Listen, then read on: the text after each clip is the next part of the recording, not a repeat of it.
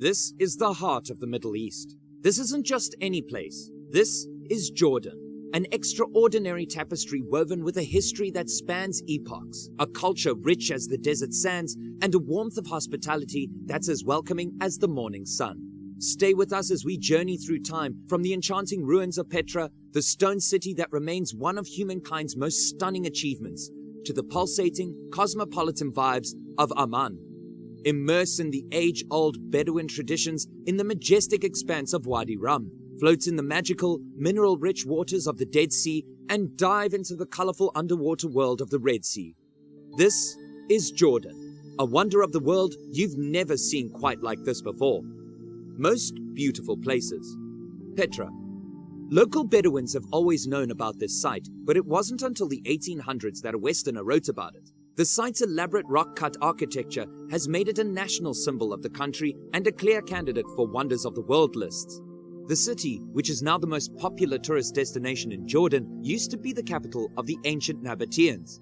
It was built into the sides of rose-colored mountain walls in a quiet valley. You can go on a 9-day trip to Jordan with Culture Trip. You can avoid the crowds by entering through the back door route. After walking through a narrow gorge that is about 1 kilometer, 0.6 miles long, the rocks open up to show the facade of the treasury, or Al-Khazneh, which is the main thing to see here. After walking past a lot of tombs, an amphitheater, and a steep hill, you'll reach the equally impressive monastery, which sits above the site in a beautiful spot. Wadi Rum. Wadi Rum is an impressive red desert with a lot of rock formations. It has been on the big screen many times, perhaps most famously as the romantic setting for Lawrence of Arabia, which was directed by David Lean. Since the red sands are so striking, it's no surprise that it's also a favorite place for filmmakers to make the surface of Mars look like Earth. Wadi Rum, also called the Valley of the Moon, is a natural wonder that hasn't been changed by people. Its shape is the result of millions of years of weather changes and erosion. After an off-road drive through the middle of the desert, this is the best place to watch a colorful sunset. On our 9-day small group Jordan tour, led by a local insider, you can hike through this amazing landscape and sleep under the stars in a Bedouin camp. Madaba. This small, culturally diverse market town got its name, City of Maps, from a collection of mosaics from the Byzantine and Umayyad periods. The Madaba map is a 16-meter by 5-meter floor mosaic that is very important. It is kept in the Orthodox Basilica of St. George. It shows the oldest map of the Holy Land that has survived, with Jerusalem in the middle. The archaeological park makes it easy for visitors to walk to the major attractions, which are best seen on foot. The Sea of the Dead. The Dead Sea is its own attraction. Driving through a dry landscape to the lowest point on Earth, then slowly making your way to the buoyant waters of sea is an experience like no other. If you go a few kilometers further, you can see some interesting things, like the historic Mount Nebo, where you can get a great view, and the excavated remains of the Bethany beyond the Jordan on the Jordan River, thought to be the place where Christ was baptized according to the New Testament. Aqaba. This modern port city is in the southernmost part of Jordan. It has a great view of the Gulf of Aqaba and is surrounded by a line of desert hills.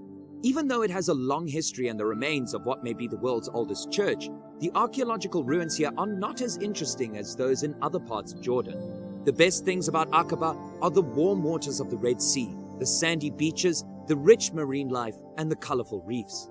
This makes it a popular place for snorkeling, diving, and other water sports.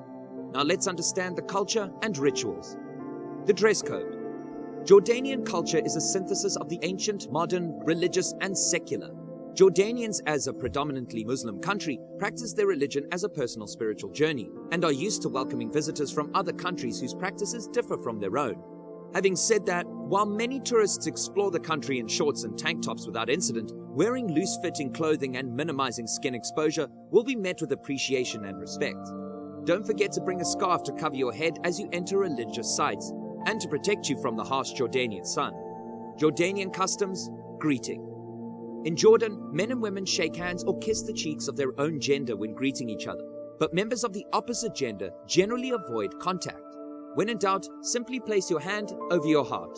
Although public displays of romantic affection are considered inappropriate, couples who refrain from doing so while traveling in Jordan will be greatly appreciated by the locals.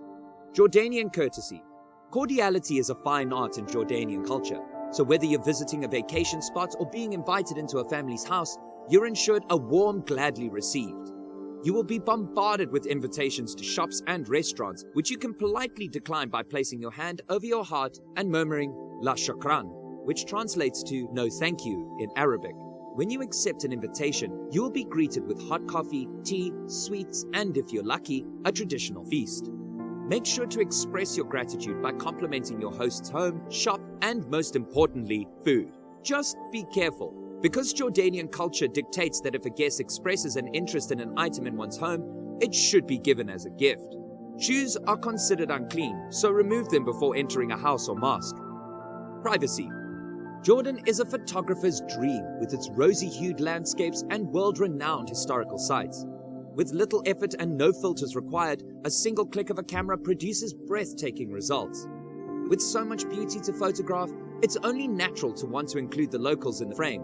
Because Jordan's economy is heavily reliant on tourism and locals are used to tourists looking for their next Instagram shot, Jordanians are unlikely to blink an eye if you photograph them without permission.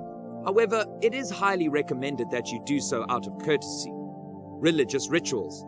Consider yourself fortunate to be able to witness this important part of Jordanian culture if you are visiting Jordan during the holy month of Ramadan. To be respectful, it is necessary to be sensitive to some religious norms, especially during this sacred time. Perceptive Muslims fast from dawn to dusk during the long stretch of Ramadan, so it's ideal to try not to eat and drink out in the open during light hours out of regard. Since perceptive Muslims avoid liquor constantly, use alert while offering or assimilating cocktails. Jordanian bargaining culture. In Jordan, it is said that everything is always negotiable. Jordanians regard negotiating as a sport and are proud of their abilities. When in Jordan, put your bargaining skills to the test by haggling over the price of everything from souvenirs to camel rides. The initial cost is never the final cost. One exception: regardless of where you are in the world, always insist on using the meter when hailing a taxi. Even in a country known for its genuine and warm hospitality, the meter is always your friend. Jordanian culture and punctuality. Jordan, like its Mediterranean neighbors, has its own concept of time. Perhaps you've never heard of the concept of 5 Greek minutes, which Hellenic locals joke is equal to half an hour in standard time. If you've never been to Israel, you'll know that Israelis don't exactly operate on London time. When visiting Jordan, embrace the laid-back lifestyle and don't expect things to run exactly on time, as Jordanians set times as suggestions rather than orders. It's all a part of the experience, so prepare to reduce the rigors of daily life and go with the flow.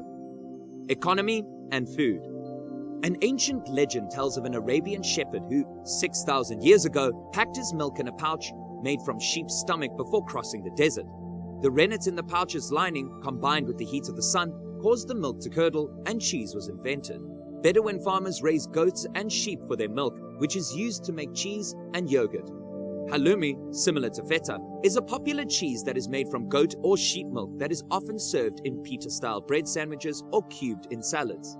Most dinners are comprised of rice, vegetables, olives, yogurt, level breads, vegetables, cauliflower, eggplants, potatoes, okra, tomatoes, and cucumbers, sheep or chicken, and natural products, apricots, apples, bananas, melons, and oranges. Rice with spices is the main course almost every day. The main course is usually served in the middle of the afternoon. The floor is covered, and a large tray of rice and meat is placed in the center, surrounded by small dishes of yogurt and salad. To scoop the food, ripped pieces of bread are folded in half and folded again. One should never feed oneself with one's left hand. So that's all for this video. If you found this video informative, then do hit the subscribe button for more videos like this.